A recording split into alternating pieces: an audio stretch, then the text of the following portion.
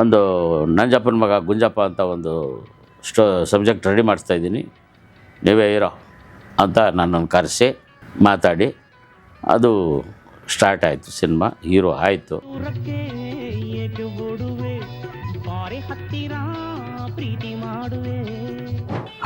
ನಮಸ್ಕಾರ ಮಾಡು ಹೋಗಿ ನನಗೆ ಆನಂದ ಬಂದು ನಮಸ್ಕಾರ ಮಾಡ್ದ. ನೋಡಕೊಳ್ಳೆ ರಂಬೆ ಇದ್ದಂಗಿದ್ಯಾ, ಆ ಮುದಿ ನನ್ನ ಮಗನ್ ಯಾಕೆ ಕಟ್ಕೊಂಡೆ? ಏನ್ ಮಾಡ್ಲಿ ಪಿಂಕಿ? ಅಣ್ಣ ಅವ್ರ ಥರ ಶಂಕರ್ ನಾಗರ್ ಅಣ್ಣ ಅವ್ರ ಥರ ಎಲ್ಲ ಮಾಡ್ತಾನೆ. ಹೌದಾ? Very good very good. ಇಷ್ಟೇ ಇಟ್ಟಿದ್ದ ಆನಂದ. ಮಡಿಕೇರಿ ಸಿಪಾಯಿ ಮುದ್ದು ಕಾತು ಮರೇಕು. ಈಗ ನೆಕ್ಸ್ಟ್ ನೀವು ಹೀರೋ ಮಾಡಲ್ವಾ ಅಂತಂದರು.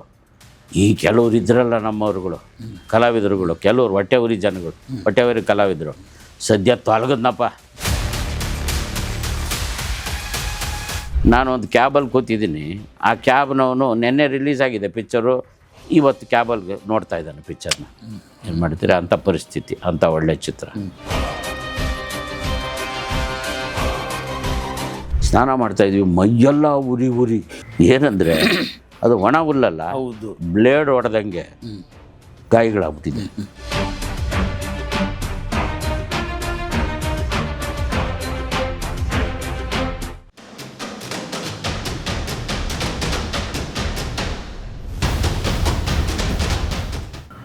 ಆಮೇಲೆ ಯಾವಾಗಲೂ ಸಿಕ್ಕಾಗ ಕೇಳಿದೆ, ಅದು ಅದೇ ನಿರ್ಮಾಪಕರು ಶರಣ್ಣ ಹಾಕ್ಕೊಂಡು ಹೀರೋ ಮಾಡಿ ಸಿನಿಮಾ ಮಾಡಿದ್ರು.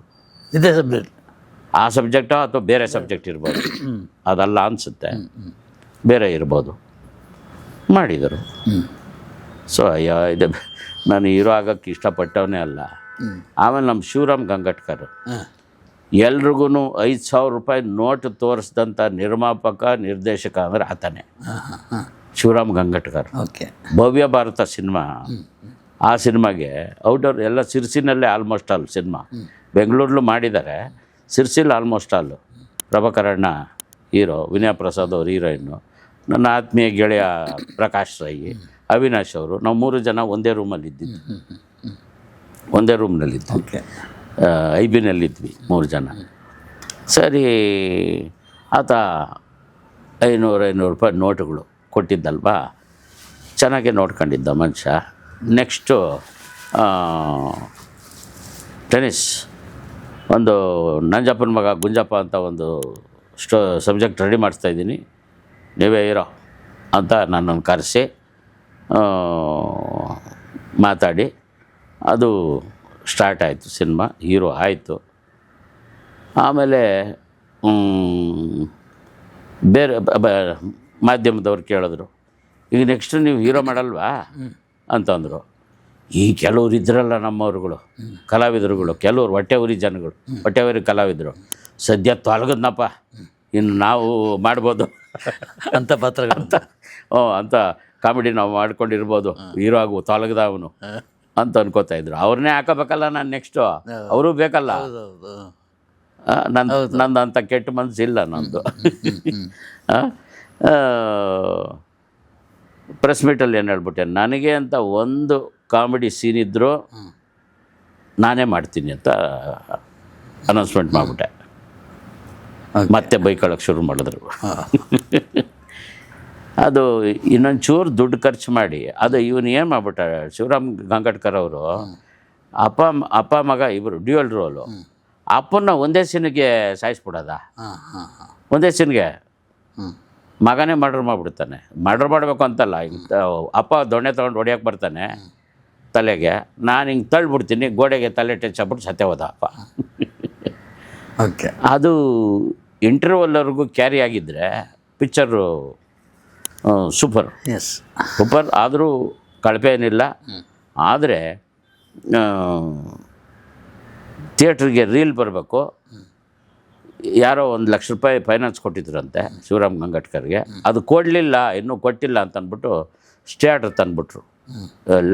ಇದು ಪ್ರಸಾದ್ ಲ್ಯಾಬಿಂದ ನೆಗೆಟಿವ್ ಹೊರಗೆ ತೊಗೊಂಡೋಗಕ್ಕೆ ಅಲ್ಲ ಇದು ರೀಲ್ ತೊಗೊಂಡೋಗಕ್ಕೆ ಬಿಡಲಿಲ್ಲ. 1 ಲಕ್ಷ ರೂಪಾಯಿ ಇಡು ತಗೊಂಡೋಗು ಅಂತ. ಆಮೇಲೆ ಪ್ರೊಡ್ಯೂಸರ್ ಎಲ್ಲೋ ಇದ್ದ, ಅವ್ರ ಅಸ್ಟೆಂಟ್ ಬಂದಿದ್ದ, ಅವನು ಫೋನ್ ಮಾಡಿ ಹೇಳಿ, ಅಷ್ಟರಲ್ಲಿ ಏನಾಗೋಗಿದೆ, ಇಲ್ಲಿ ಟಿಕೆಟ್ ಇಶ್ಯೂ ಮಾಡಿಬಿಟ್ಟಿದ್ದಾರೆ ಕೆಲವು ಥಿಯೇಟ್ರಲ್ಲಿ. ಅವ್ರಿಗೆ ಕೆಂಪಗೊಬ್ಬರು ಇದ್ದರು, ಕಲರ್ ಹಚ್ಕೋತಾ ಇದ್ರು, ಬ್ರೌನ್ ಕಲರು. ಎಸ್. ಅವರು ಆರ್ಟಿಸ್ಟ್ಗಳು.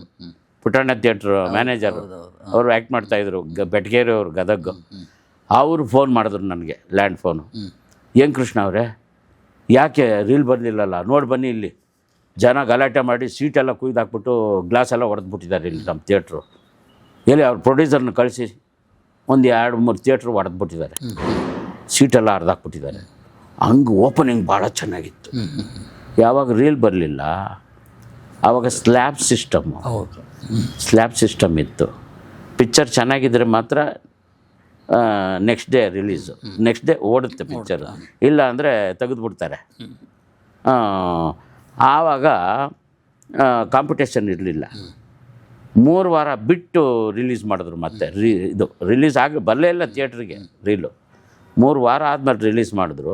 ಪಬ್ಲಿಸಿಟಿ ಸರಿಯಾಗಿ ಮಾಡಲಿಲ್ಲ. ಜನ ಬಂತೋ ನೋಡಲಿಲ್ಲ ಜನ. ಏನೋ ಆಗೋಯ್ತು, ನಿಂತೋಗ್ಬಿಟ್ಟಿದೆ ಅಂತಂದ್ಬಿಟ್ಟು 3ನೇ ವಾರಕ್ಕೆ ಇದು ಗಂಡುಗಲಿ ಸಿನಿಮಾ ಅದು ಎದುರುಗಡೆ, ಅಲ್ಲಿ ಓವರ್ಫ್ಲೋ ಜನ ಈ ಥಿಯೇಟ್ರಿಗೆ ಬಂದರು. ಪ್ರೊಡ್ಯೂಸರ್ಗೇನು ಲಾಸ್ ಇಲ್ಲ, ಲಾಭನೇ ಬಂದಿದೆ. ಆಮೇಲೆ ನಾನು ಹೀರೋ ಮಾಡೋದು ಬೇಡ, 1 ಲಕ್ಷಕ್ಕೋಸ್ಕರ ತೊಂದರೆ ಕೊಟ್ಟಿದ್ದಾರಲ್ವ, ಯಾಕೆ ಹೀರೋ ಮಾಡಬೇಕು ಅಂತ ಮಾಡೋರು ಇದ್ದರು. ನೆಕ್ಸ್ಟು ಬೇಡ ಅಂತ ಹೀರೋ ಮಾಡೋದು ಬಿಟ್ಬಿಟ್ಟು ಈಗೊಂದು ಮಾಡಿದ್ದೀರಲ್ಲ, ಈಗ ಒಂದು ಅವಾರ್ಡ್ಗೋಸ್ಕರ ಒಂದು ಮಾಡ್ತಾಯಿದ್ದೀನಿ. ಅದು ಅದು ಅದು ನನ್ನ ಮೇಲೆ ಇದೆ. ನಾನು ಮತ್ತು ಮಕ್ಕಳ ಚಿತ್ರ ನಂದು ಭಾಳ ಮುಖ್ಯವಾದ ಪಾತ್ರ ಮಾಡ್ತಾಯಿದ್ದೀನಿ. ಹೀರೋ ಅಂತಲ್ಲ, ಹೀರೋ ಥರನೇ. ಅಂದರೆ ಡ್ಯಾನ್ಸು ಗಿನ್ಸ್ ಅಲ್ಲ, ಅವೆಲ್ಲ ಇಲ್ಲ, ಅವಾರ್ಡ್ಗೋಸ್ಕರ ಅಲ್ವಾ. ಓಕೆ. ಇದು ಹೇಳಿಪ್ಪ, ಧೀರೇಂದ್ರ ಗೋಪಾಲ್, ಕರಿಬಸವಯ್ಯ. ಧೀರೇಂದ್ರ ಗೋಪಾಲ್ ಸರ್ ಅವರು ಭಾಳ ದೊಡ್ಡಣ್ಣ ಅವ್ರದ್ದಂತೂ ಗೊತ್ತಿದೆ. ಅವರ ನಮ್ಮ ಯಶಸ್ವಿ ಹಾಸ್ಯ ಜೋಡಿ ಇವತ್ತಿಗೂ ಜನ ಮಾಡಬೇಕು, ನೀವು ಮಾಡಬೇಕು ಅಂತ ಸಿನಿಮಾಗಳು ಈ ಥರ ಈಗ ಇದೇ ಚೇಂಜ್ ಆಗ್ಬಿಟ್ಟಿದೆ. ಸಿನಿಮಾ ಟ್ರೆಂಡೇ ಚೇಂಜ್ ಆಗ್ಬಿಟ್ಟಿದೆಯಲ್ಲ ಈಗ. ಆ ಥರ ಹಾಸ್ಯ ಇಲ್ಲ ಇವಾಗ. ಈಗ ದೈವದ ಕಡೆ ಹೋಗ್ತಾ ಇದೆ ಸಿನಿಮಾ ಅಲ್ವಾ. ಇನ್ನು ಮುಂದೆ ಏನಾದ್ರು ಬರ್ಬೋದೇನೋ. ಹಾಸ್ಯ ಚಿತ್ರನೂ ಬಂತಲ್ಲ, ಹೌದು, ಸೂಪರ್ಮ್. ಸೊ ಅದು ಹಿಟ್ಟಾಗಿದೆ. ನಮ್ಮ ಮಾದೇವ ನಮ್ಮ ಪ್ರಭಾಕರಣ್ಣ ಅವ್ರ ಮಗಂದು ಪಿಕ್ಚರ್ ಚೆನ್ನಾಗಿತ್ತಂತೆ. ಆದರೆ ಅದು ಪ್ರಮೋಷನಿಂದ ಇನ್ನೊಬ್ಬ ಪಾರ್ಟ್ನರ್ ಏನೋ ಅವರು ಪ್ರಮೋಷನ್ಗೆ ಕೈ ಜೋಡಿಸ್ಲಿಲ್ಲ ಅಥವಾ ಕೈ ಕೊಟ್ಟರು ಅಂತನೋ ಏನೋ, ಆ ಕೊರತೆಯಿಂದ. ಆಮೇಲೆ ಪಿಕ್ಚರ್ ನೋಡಿದ್ರು ಜನ, ಚೆನ್ನಾಗಿತ್ತು ರಿಪೋರ್ಟು. ಆದರೆ ನಾನೊಂದು ಕ್ಯಾಬಲ್ಲಿ ಕೂತಿದ್ದೀನಿ, ಆ ಕ್ಯಾಬ್ನವನು ನೆನ್ನೆ ರಿಲೀಸ್ ಆಗಿದೆ ಪಿಕ್ಚರು, ಇವತ್ತು ಕ್ಯಾಬಲ್ಗೆ ನೋಡ್ತಾ ಇದ್ದಾನೆ ಪಿಕ್ಚರ್ನ.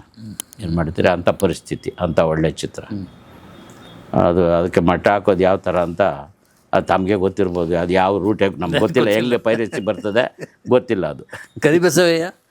ಕರಿಬಸಯ್ಯವರು ಆತನೂ ನಾನು ಬಿಡದಿ ರೋಡಲ್ಲಿ ಇಬ್ಬರು ಹೊಂಡೋಗ್ತಾಯಿದ್ವಿ. ಅಲ್ಲಿ ಬಂದು ಬಸ್ಸು ಕನಕಪುರ ಹಾರೋಹಳ್ಳಿ ಒಳಗಡೆ ಬಸ್ ಇರಲಿಲ್ಲ, ಭಾಳ ಕಡಿಮೆ. ಬೆಳಗ್ಗೆ ಒಂದು, ಸಾಯಂಕಾಲ ಒಂದಂತೆ. ನಾವು ಆ ಟೈಮ್ ಮೀರೋಗಿದೆ. ನಮಗೆ ಶೂಟಿಂಗು ಮಧ್ಯಾಹ್ನದ ನಂತರ, ಸಾಯಂಕಾಲ ಶೂಟಿಂಗು, ಮಧ್ಯಾಹ್ನದಷ್ಟೊತ್ತಿಗೆ ಬಂದುಬಿಡಿ ಅಂತ ಹೇಳಿದರು ಪ್ರೊಡ್ಯೂಸರು, ಮ್ಯಾನೇಜರು. ನಾವಿಬ್ಬರು ನಡ್ಕೊಂಡು ಹೋಗ್ತಾಯಿದ್ವಿ. ಅಲ್ಲೆಲ್ಲೋ ಹಾರೋಹಳ್ಳಿ ಒಳಗಡೆ ಅದೆಷ್ಟೋ ದೂರ ನಡ್ಕೊಂಡೋಗಿ ಅಲ್ಲಿ ಐಬಿಗೆ ಬರೋಕ್ಕೆ ಹೇಳಿದ್ರು. ಐಬಿಗೆ ಸೂಟ್ ಕೇಸು ಹೆಂಗೆ ಹೊತ್ಕೊಂಡು ಹೋಗೋದು, ಕೈ ನೋವು ಬಂದುಬಿಟ್ಟಿದೆ, ಕಾಸ್ಟ್ಯೂಮು ನಾವೇ ತೊಗೊಂಡೋಗ್ಬೇಕಲ್ಲ. ಸರಿ, ತಲೆ ಮೇಲೆ ಹೊತ್ಕೊಂಡು ಹೋಗ್ತಾಯಿದ್ದೀವಿ ಇಬ್ಬರೂ. ನಡ್ಕೊಂಡೋಗಿ ಐಬಿಗೆ ಹೋದರೆ ಅಲ್ಲಿ ಹರಿ, ನಮ್ಮ ಮಾಸ್ಟರ್ ಆನಂದ್ ಅವ್ರ ಅಪ್ಪ, ಅಲ್ಲಿ ಅಣ್ಣ ಬಂದರು. ಅಷ್ಟೊತ್ತಿಗಾಗಲೇ ಸಿನಿಮಾದಲ್ಲಿ ಸ್ವಲ್ಪ ಸೀರಿಯಲ್ಗಳು ರೆಕಗ್ನೈಸ್ ಆಗಿದ್ದೆ, ಸಿನಿಮಾನೂ ಮಾಡಿದ್ದೆ. ಅಣ್ಣ ನಮಸ್ಕಾರ ಮಾಡು ಹೋಗಿ. ನನಗೆ ಆನಂದ ಬಂದು ನಮಸ್ಕಾರ ಮಾಡ್ದೆ. ಕರಿಬಸಯ್ಯಗೂ ನಮಸ್ಕಾರ ಮಾಡೋದು. ಕರಿಬಸಯ್ಯ ಇನ್ನೂ ಹೊಸದು, ಓಕೆ, ಅದು ಇನ್ನೂ ಫಸ್ಟ್ ಧಾರಾವಾಹಿ ಅದು. ದೊಡ್ಡ ಮನೆ ಅಂತ ಧಾರಾವಾಹಿ ಹೆಸರು. ನಾನು ಆಗಾಗಲೇ ಒಂದು ಸಿನಿಮಾನೂ ರಿಲೀಸ್ ಆಗಿತ್ತು, ಆಮೇಲೆ ಸುಮಾರು ಸೀರಿಯಲ್ಗಳು ಆಗಿತ್ತು ನಂದು. DD1 ದೂರದರ್ಶನ, ಅದರಲ್ಲಿ ನಮಸ್ಕಾರ ಮಾಡ್ದೆ. ಅಣ್ಣ ಅಣ್ಣವ್ರ ಥರ ಶಂಕರನಾಗ ಅಣ್ಣವ್ರ ಥರ ಎಲ್ಲ ಮಾಡ್ತಾನೆ. ಹೌದಾ? ವೆರಿ ಗುಡ್ ವೆರಿ ಗುಡ್ ಇಷ್ಟೇ ಇಟ್ಟಿದ್ದ ಆನಂದ. ಮಾಡ್ತಲ ಅಣ್ಣ? ಬೇಡ ಬಿಡಿ ಪಾಪ, ಯಾಕೆ ಎಲ್ಲ ನೋಡಿ ಅಣ್ಣ ಸ್ಟೈಲಾಗಿ ಎಲ್ಲ ಮಾಡಿ ತೋರಿಸ್ದ ನಮ್ಮ ಮುಂದೆ. ಆಯಿತಾ. ಆಮೇಲೆ ರವಿಚಂದ್ರನ್ ಅವ್ರನ್ನ ಪರಿಚಯ ಮಾಡಿಕೊಡಿ ಅಣ್ಣ ಅಂತ ಆನಂದ್ ಅವರ ಅಪ್ಪ ಅವರು ಹೇಳಿದರು. ಫ್ರೆಂಡ್ ಆಗ್ಬಿಟ್ರು ಅವ್ರು ನನಗೆ. ಆಮೇಲೆ ನನ್ನ ಫ್ರೆಂಡ್ ಕಡೆಯಿಂದ ರವಿಚಂದ್ರನ್ ಅವ್ರನ್ನ ಪರಿಚಯ ಮಾಡಿಕೊಟ್ಟಿದ್ದೆ. ಒಬ್ಬೊಬ್ಬರನ್ನೇ ಪರಿಚಯ ಮಾಡುವಂಥದ್ದು ನಂದು. ಎಲ್ಲ ಕಲಾವಿದರು ಬೆಳಿಬೇಕು, ಹೊಸಬ್ರು ಬೆಳಿಬೇಕು ಅಂತ. ಆಮೇಲೆ ನಾನು ಕರಿಬಸಯ್ಯ ಇಬ್ಬರೂ ಸಾಯಂಕಾಲ ಮೆಟ್ರೋಡೋರ್ ವ್ಯಾನ್ ಬಂತು IB ಹತ್ರ.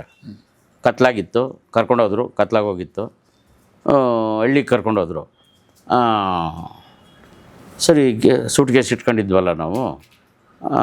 ಯಾರೋ ಇನ್ಚಾರ್ಜ್ ಮ್ಯಾನೇಜರು ಹೋಗಿ ಒಳಗಡೆ, ಹಳ್ಳಿ ಮನೆ ಅದು, ಹೋಗಿ ಅಂತಂದರು. ಅಲ್ಲ ದೀಪ ಇಲ್ಲ, ಏನಿಲ್ಲ, ಕರೆಂಟ್ ಇಲ್ಲ, ದೀಪನಾದರೂ ಹಚ್ಚಕ್ಕೆ ಹೇಳಿ.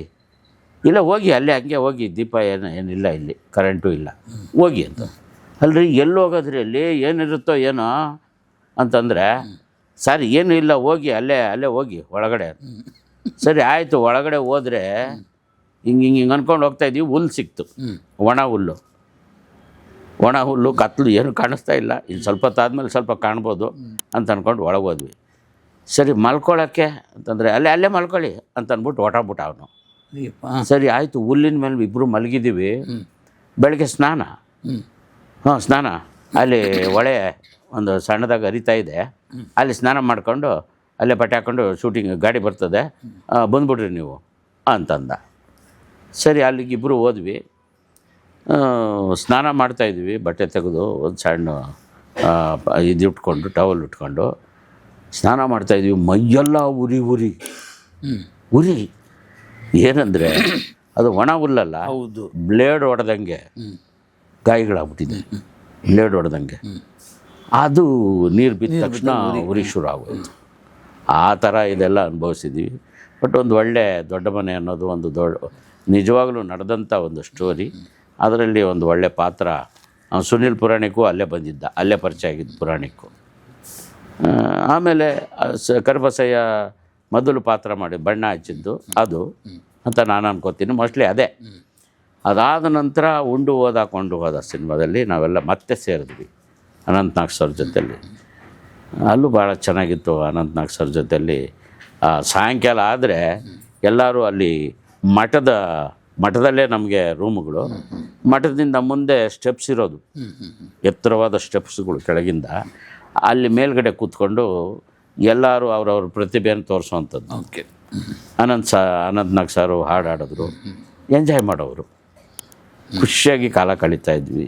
ಇವತ್ತು ಅವರಿಗೆ ಪದ್ಮಶ್ರೀ ಯಾವಾಗಲೂ ಬರಬೇಕಾಗಿತ್ತು. ನಾನಿನ್ನ ಮರೆಯಲಾರೇನೋ ಅಥವಾ ಕನ್ನೇಶ್ವರ ರಾಮ ಆ ಟೈಮಲ್ಲೇ ಬರಬೇಕಾಗಿತ್ತು ಅವ್ರಿಗೆ ಪ್ರಶಸ್ತಿ. ಈಗಲಾದರೂ ನಮ್ಮ ಮಾನ್ಯ ಸಿದ್ದರಾಮಯ್ಯ ಸಾಹೇಬರು, DK ಸಾಹೇಬರು ಅವರ ಪ್ರತಿಭೆಯನ್ನು ಗುರುತಿಸಿ ಪದ್ಮಶ್ರೀ ಪ್ರಶಸ್ತಿ ಕೊಟ್ಟಿದ್ದಾರೆ. ಹಿಂದಿನ ಸರ್ಕಾರಗಳು ಯಾವುದೂ ಕೊಟ್ಟಿಲ್ಲ. ಸೆಂಟ್ರಲ್ ಗೌರ್ಮೆಂಟ್ ಅದಲ್ಲ, ಸೆಂಟ್ರಲ್ ಗೌರ್ಮೆಂಟ್ ರೆಕಮೆಂಡ್ ಇವ್ರು ಮಾಡಿರ್ತಾರೆ ಅಲ್ವಾ, ಇಲ್ಲಿಗೆ ಬಂದೇ ಬರುತ್ತಲ್ಲ. ಬಂದಿರ್ತಾರಲ್ಲ. ಪುಟ್ಟಣ್ಣ ಸರ್ ಅವರ ಸಿನಿಮಾ, ಆ ಸಿನಿಮಾದಿಂದ ಅವರ ಅಭಿಮಾನಿ ಅದೇ.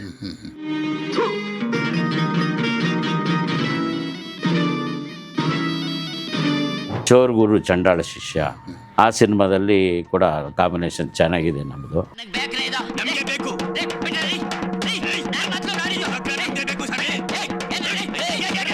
ವೀರಮದಕರಿಗೆ ಸುದೀಪ್ ಅವರು, ಅಣ್ಣ ನೀವು ಮಾತಾಡೋ ವಾಯ್ಸೇ ತುಂಬ ಚೆನ್ನಾಗಿದೆ, ಬೇಸ್ ಆಗಿದೆ. ಆ ಕಾಮಿಡಿ ವಾಯ್ಸ್ ಎಲ್ರಿಗೂ ಗೊತ್ತಿದೆ, ಅದು ಬೇಡ ರಿಯಲ್ ವಾಯ್ಸಲ್ಲಿ ಮಾಡಿ ಅಂದರು. ಮಾಡಿದೆ. ಮೈ ಮೇಲೆ ಇಷ್ಟೊಂದು ಏರ್ಕೊಂಡಿದ್ದಾಳೆ ಅಂತಂದ್ರೆ ಇನ್ನು ಪೆಟ್ಟಿಗೆಯಲ್ಲಿ ಎಷ್ಟಿರುತ್ತೆ ಮುತ್ತತ್ತಿ? ಮುಂದೆ ಬದುಕು ಹೇಗೆ ಸರ್? ಮುಂದೆ ಬದುಕು ಹಿಂಗೆ ನಗಿಸ್ಕೊಂಡು ಹೋಗ್ತಾ ಇರೋದು.